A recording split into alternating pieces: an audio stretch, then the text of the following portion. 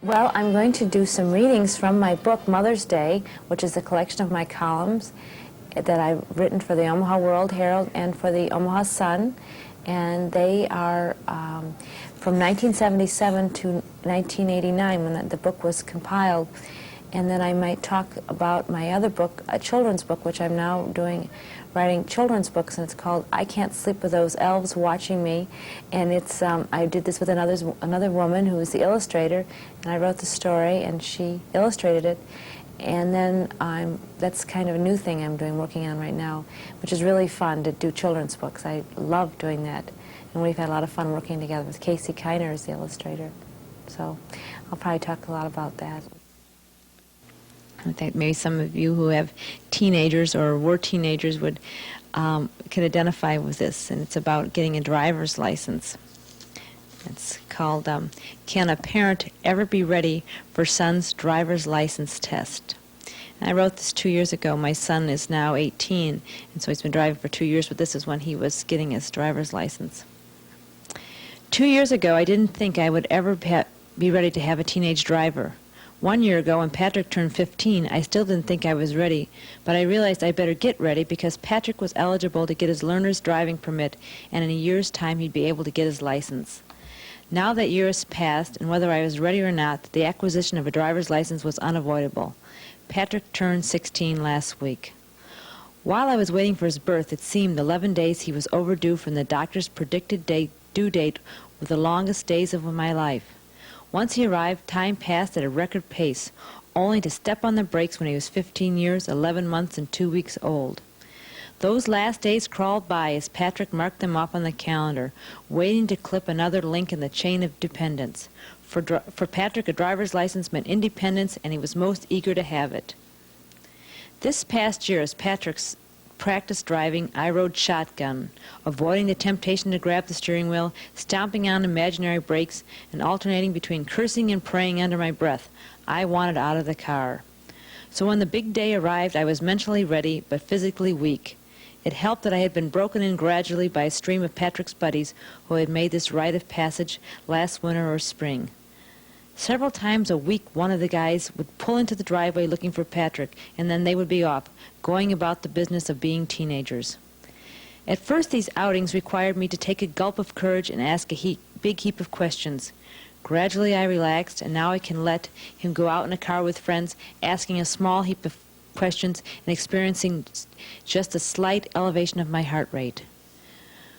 When I picked Patrick up at school to take the test, I was as excited as he was. I was also nervous.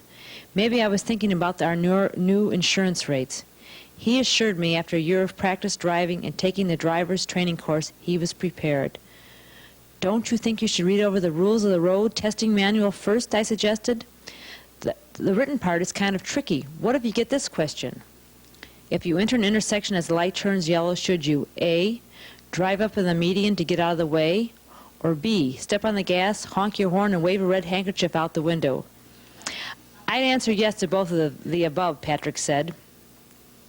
He managed to get through the written part, and then the examiner took Patrick out in the car to drive. I was optimistic until they returned, and only the examiner came back in the building. Didn't he pass, I asked. No, he only did one thing wrong, but I couldn't pass him. What was the mistake, I asked. He was speeding, the examiner explained. I left and got in the car where Patrick was waiting. Speeding on your driver's test? You're lucky you didn't get stopped by the police, I told him. I was tempted to also say, couldn't you have failed for something run-of-the-mill, like not using your turning signals or driving over the curb? But I didn't. After all, Patrick isn't a run-of-the-mill fellow, nor would I want him to be. I also don't want him to speed, and he didn't the next day when he went back and passed the test. According to Mike and Pete, who had their first ride with Big Brother on the way to soccer practice, Patrick drove real slow. More experienced parents of teen drivers tell me this is the honeymoon period. I wonder how many errands he can run for me before the honeymoon is gone, and so is Patrick, driving off in my car. Let's see, I've got another one here. Might be kind of fun to hear. It's called What Do I Owe You? It's about women settling the bill after lunch. What do I owe you is not a simple question. That's the title. What is high finance? Is it what is depicted in the movie Wall Street? The president reporting on to the nation on the complexity of the new tax bill? Donald Trump putting together a complicated real estate deal in New York City? Or is it 6 women settling up the check after a $3.83 restaurant luncheon? I often hang out with a group of female friends in my school days. The subject of money invariably emerges whenever we get together. Negotiations are begun, haggling continues, a deal is struck, money changes hands, and all involved are satisfied that a fair compromise has been attained. Isn't that what goes on in the boardrooms of the corporations of America? The only difference is that they may be dealing with $20 million, and we are negotiating the fate of something under a $20 bill. Small but coveted hunks of money usually acquired at grocery stores when the check written exceeds the tab total because it was an odd amount. Who wants to register $37.63 in the checkbook when it's so much neater to subtract $50 and have $12.37 in mad money to pay brownie dues, roller skate rental, and school lunches? One of our recent get-togethers was a birthday celebration. We discussed getting a gift. Negotiations had begun. After much discussion, the haggling, one of the group had an idea for an appropriate gift, so she became the designated purchaser. The deal was struck. With plans to be reimbursed at the party, money will change hands, and the birthday girl will be delighted. Satisfaction all around. During the course of the event, everyone sidled up to the shopper and in a hushed voice, after all, the giftee has to be surprised, asked, "What do I owe you?" But it is never that simple. First, old debts have to be settled, and suddenly all secrecy is tossed aside. I'll be all set to pay my share. Then a friend who did the shopping, we'll call her Gladiola, will say, "Don't pay me because I still owe you for the Girl Scout cookies." "That's right, but it's only $5, I say. Petunia, standing checkbook in hand, says, "Why don't I make up the difference because you gave my son money for lunch the other day when you drove the carpool?" When Rose attempts to put in her contribution, Iris puts the skids on it. "You don't owe anything." "She's right," the rest of the bouquet agree. "You bought the cake, so we'll just split the gift cost among the rest of us." Then I say to Tulip, "Why don't I pay for you? Because I owe you for that cookbook your daughter's school was selling." "I almost forgot about that," she answers. "I've got a whole bunch of those cookbooks in the car. Anyone else interested?" "That reminds me," Magnolia sings out. "Does anyone want to go to that lecture on money management my investment club is sponsoring? I'm selling tickets." Because this money back and forth has been going on for years, we think about appointing a treasurer who tabulate who owes how much to whom for gifts, lunches, candy sales, theater tickets, flowers, our kids' walkathon pledges, raffle tickets, etc. At the end of the year, she would submit statements on how much we were to pay each friend. It would probably even out and no one would owe anything. The problem is the recorder's job would be so confusing that she'd only do it if we paid her a salary. That would be okay, as long as we could divide it 6 ways and it was under $20. That's a pretty true little Okay, I thought of another one I was looking at that might be something that kind of fun. Let's see. Okay, here it is. I have my book divided into columns or chapters, and I always love to brag about my chapter titles. Because I think that we set, when I was doing the book, I had all these columns and I made Xerox copies of them and I put them on my table, and my big table that we eat at, and I would go around and I put them, of course, by year and date. Then I had friends come over and go through them, and everybody was reading them. And then I had this elaborate system which I didn't use, but writing down, comments, and then we picked the ones that we liked, kind of narrowed it down. Then I just used what I wanted to anyway. But it was really fun. They all, they sort of voted on ones they liked, and then I put them into categories, and I divided the book into categories. And the first section is called "Let's Talk About Me." That's where that what do I owe you one is, and that's all things kind of like that, or like about running out of gas. And the next chapter is a group of columns called nativity scenes, and that's all about having babies when I had my children. And the third chapter is about married to a member, life in Washington, D.C., and that's a chapter about when I lived in Washington, when my husband was in Congress. And So just some ones that I've written for the Sun newspaper. And then the fourth one, this is sort of my favorite one. It's called Bums Live Here. It's about all the messes that we have at our house, things that happen. And there's plenty of them. And then the next one is 5 is Junk is a Food Group. And that's about the trying to eat, like Girl Scout cookies and cereal and macaroni and cheese and things that stories about all those things. And this next one I'm going to read is from that. And then chapter 6 is You're Cute and That's What's Important, and that's about just different things about my children. Of course, real cute things they've done. And my post-grade school degree, and that's the one about school, me always having to do homework with my children or school things. Hoopla and Happy Times is number 8, and that's about holidays and different kind of things that happen. And let's see, Bell Bottoms Will Be Back. That's a chapter on trends. There's one like about all the glasses that we have in our cupboard that we got at sporting events, and the VCR, and some of these are kind of older. Trips and slip-ups, those are trips we've taken, and then lessons learned, and that's about sort of some little more sentimental ones. So, okay, I was going to read this one here called Good Food Travels Fast.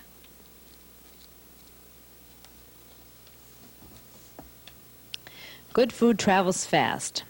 The food was really good at the luncheon I had the other day. I could tell because it was the topic of conversation.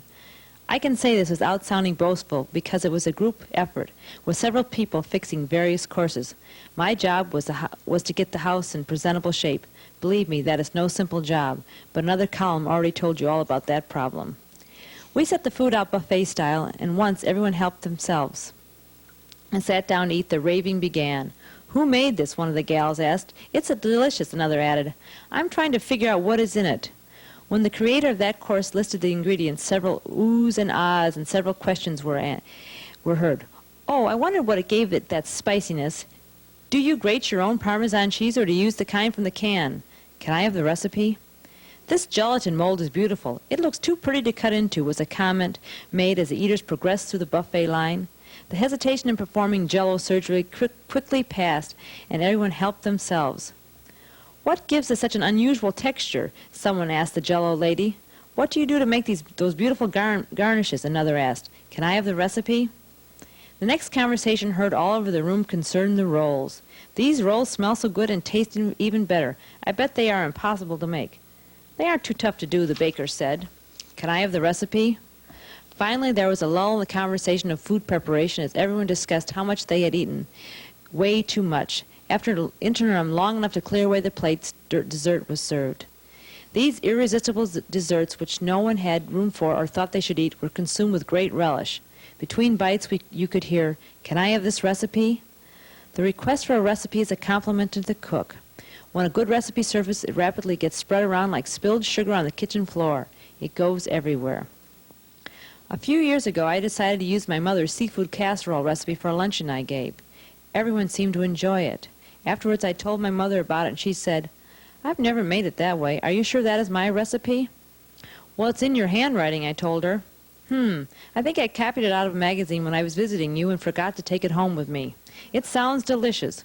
Why don't you give it to me again? Maybe Sheila, who's my sister, can use it for that bridal shower I'm helping her give." Sheila did use the recipe for her party and subsequently gave out the recipe to 3 of her guests. One friend thought she'd try it out when her mother-in-law visited, who we found out later also loved the recipe and copied it down to use for her card club. Back here in Nebraska, the recipe was also making the rounds. 2 friends called me for the recipe after my luncheon. One wanted to make it for some relatives visiting from Wisconsin, both of whom took it down to make back home. My other friend served it at a buffet supper she was planning. Afterwards, she told me 4 guests asked for the recipe. Good food sure travels fast. I did have, as it turned out though, this book, the Elves book, does have a message which we hadn't even expected. It's a self-esteem building message, and we found out that we had gotten a good idea, and we didn't even really, it wasn't really what we set out to do. We just liked our story and wanted to tell it, and about being different, and that's what happened. People found it to be a book with a message. And our next book will be kind of something, it's going to be about getting lost, and I suppose that's something a lot of people can identify with. It's just fun, you know, we're just having a good time, and we want people to read them and like our characters and enjoy the reading and get a good feeling about family life, I guess. Am I different than everyone else in the family?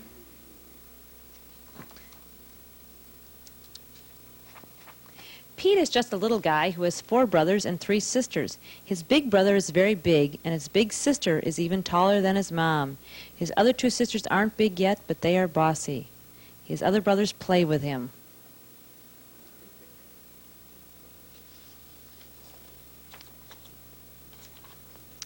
Everyone in Pete's family has red hair except Pete. He knows he has a little bit of red hair mixed in with his other hair because he has looked at his hair in the mirror. Pete feels different being the only one in his family who doesn't have red hair.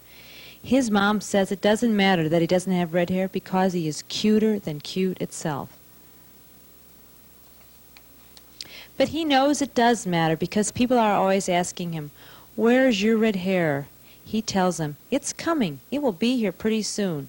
Sometimes Pete's mom will see a friend who will point to his brother and say, "He has such pretty red hair," and then ask if Pete is a neighbor.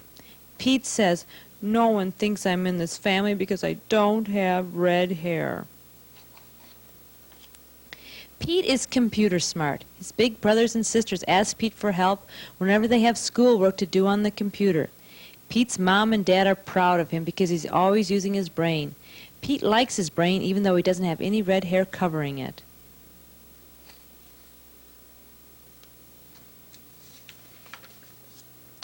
Pete's mom's hair isn't as red as it was before she was a mom. She took Pete's sister with her to the beauty parlor so the beauty parlor lady could see what color to make the potion to put on his mom's hair.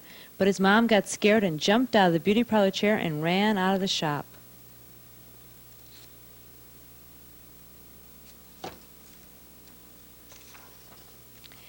Pete knows his mom loves him because every night when she puts him to bed, she says, "I love and love and love Pete, and then I love him some more." And in the morning, she always sings her Pete song, "I love Pete, Pete is my guy." Her singing isn't very good, but Pete likes the song anyway. Pete's dad loves Pete, too. He says he can't go to work in the morning unless Pete gives him one of his special Pete smiles. Pete thinks everyone must want red hair.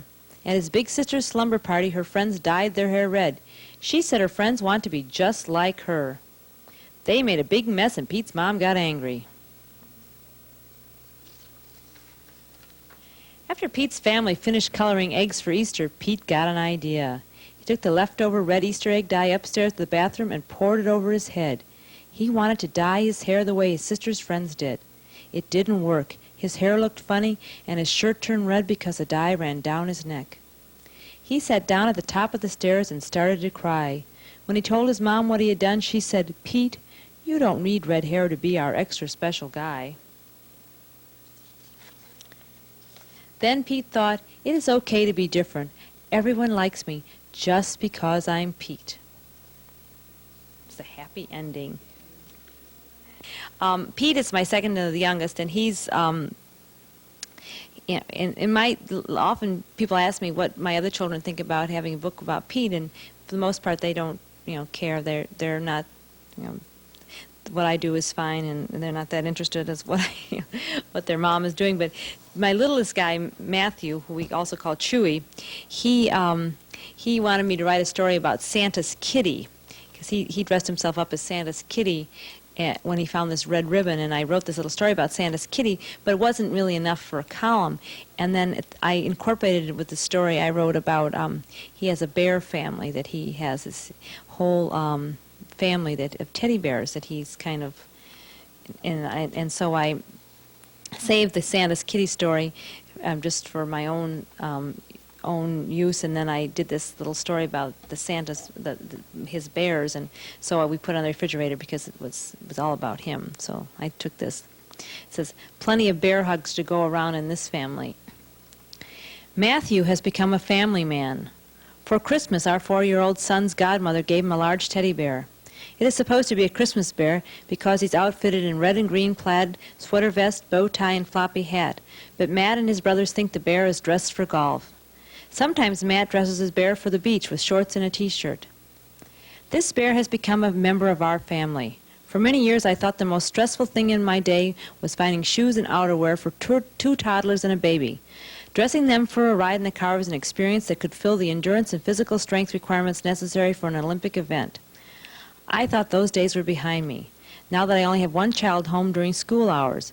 But the bear must go everywhere with us, and according to his pal Matt, the bear is very sensitive to the weather.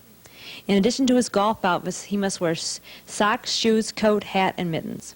And in the car, the bear must be buckled up in a seatbelt. Matt says his bear likes the French fries from McDonald's drive-up window, but he would like to go inside sometime to see what it looks like. Matt says his bear thinks McDonald's is just a picture with a window in it where the food is delivered. Matt says he would like to go inside sometime too. When Matt received the bear, I didn't know there was already a bear family. His relatives include twins, baby panda, loveheart, and wrestler. I'm happy for the bear. It's always nice to be reunited with relatives. Before this bear arrived, the bear family lived separately throughout our house. I don't think two of them even realized they were twins until Matt and his new bear explained that to them. Now they all live on Matt's bed. He would like to take all the bears along whenever we go out because he thinks the bears need a babysitter if we leave them home alone. But even Matt has been overwhelmed by the large bear family. He can carry all the bears at once during the night. One of the bears has a bad dream, and he has to come to my bedside to report. But it's difficult to haul them around the supermarket. So he takes different ones along on our outing. He carried the littlest one zipped inside his coat to preschool. The rest of the bears could stay home, he said, because they already know everything. I was concerned about the little bears because Matt had said the day before that they had to go to the hospital. One of them went over a big bump when he was sledding and broke an ear and a finger. And the other bear was running and tripped on the rug and broke his nose when he hit the table. But Matt said it's okay to go to school with broken things if you wear lots of Band-Aids. Caring for the bears is a job Matt takes seriously. I came into the family room to find Matt and his brother Pete busily mopping spilled water with bath towels. What happened, I asked. The bears needed a bath, so Chewy, Matt, ran water into a plastic bag and then poured the water into this pan, Pete said. They wanted to use a hairdryer to dry the bear's fur because the boys also had given the bears haircuts. I suggested the clothes dryer. Matt lines up all the bears on the sofa to give them karate lessons. The bears always listen attentively to these instructions, but they aren't very good fighters. After all, they are teddy bears. Sporting events keep cupboards stocked. At the time of my wedding, I was busy choosing just the right silver flatware, china, and crystal patterns. I felt it was absolutely necessary to have these things for all the formal occasions I was certain to have. At the same time, I deliberated thoroughly in choosing what was described as everyday dishes and glassware. By some miracle, the sets of the good stuff are still intact. I think they have lasted because my formal occasions have not occurred as often as I thought they would, thank goodness. However, my everyday sets are down to memento status, with only the gravy boat left, no milk glasses, and only one juice tumbler. This doesn't affect our lifestyle at all because now our china is by Chinette, the disposable kind, and our crystal is from sporting events. We are a very lucky family to have glasses galore from every event in town and many from out of town. Each of these 16-ounce or larger plastic cups are decorated with words and pictures of an event. Our most recent set came from the 1988 College World Series, when our kids spent enough on refreshments to create a new NCAA baseball scholarship. Then they gathered cups left in the bleachers by other sports fans who apparently don't appreciate the finer things. After all, it is written in blue on the cup that they are number 2 in the collector's series. We had number 1 from last year's series, but all the ink washed off in the dishwasher. We have other sets made up of the Omaha Royals and Creighton Blue Jay cups, and of course no home in Nebraska would be truly representative of the Cornhusker State without at least one Go Big Red cup. I surveyed a friend's cupboard and discovered cups touting the escapades of Roger Rabbit, heralding the upcoming Summer Olympics, souvenirs from a visit at the Air Force Academy, and a favor from a college fraternity formal. We use these cups every day, from breakfast to bedtime. They get left in the car, out on the lawn, down the basement, upstairs in the bedroom, but we never run short of them. For every plastic cup we misplace, 5 new ones take its place after a rock concert or an air show. In addition, there's a lot of swirling of drinks in this watering hole from cups obtained at fast food and quick-stop shopping places. Some are refillable for a portion of the original cost. Some have tops, and some even have built-in plastic straws. This is the most popular style. I wonder if its success has anything to do with a similarity to a baby bottle. The teenager sipping all day on a big squeeze is operating on the same principle as a toddler who conducts his business of the day with his bottle close by so he can take a swig whenever he gets thirsty. Some of the other glasses we found were the big gusher, which you have to fill up when you have a powerful thirst. You also have to be powerfully strong to hold up the cup up to your mouth. If you are slurpy or sloppy, you can slurp some refreshment from a super slurpy glass. The come and go is for folks who aren't sure if they're coming or going, but always want to come in dry and go out wet. The border buster and the border cooler are what you drink if you're on the lam and running from the law. Anyone whose favorite song is Little Brown Jug probably would want to drink from Little Pop Jug, Moving Jug Junior, or Chug-a-Jug. What kind of cup do you like to drink? Do I like to drink from? I can never decide, so I take it straight from the bottle. I really pretty much tell the truth. I don't like to exaggerate. I like to tell take a simple moment and just kind of tell it like someone else will be able to maybe see that happen to them. Because really, truth is probably always much more interesting than anything you could ever make up. You know, and so I don't really, no, I don't think I hardly ever exaggerate. It might sound like I'm doing it sometimes. As a matter of fact, sometimes I downplay things because if I said exactly what happened, it wouldn't sound realistic.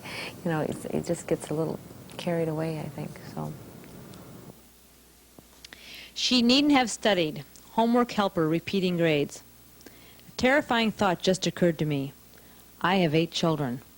I already knew I had 8 children. What I realized is that I have 8 children who will have to do science fair projects, term papers, and relief maps. If I had known when I was going through school that I would be repeating grades kindergarten through 12 over and over, I surely wouldn't have studied so hard. I wouldn't have holed up in my room doing geometry problems in 1963 when I could have been cruising Main Street in the Dog and Suds looking for boys, had I known I'd be taking the class again in 1988. There's homework, and then there is homework. I can handle the spelling words, math problems, and grammar. It is the homework with a capital H which I can't help do while I read the newspaper, cook dinner, and talk on the phone. That is the problem. It is these big assignments that set my teeth to grinding and my heart to pounding.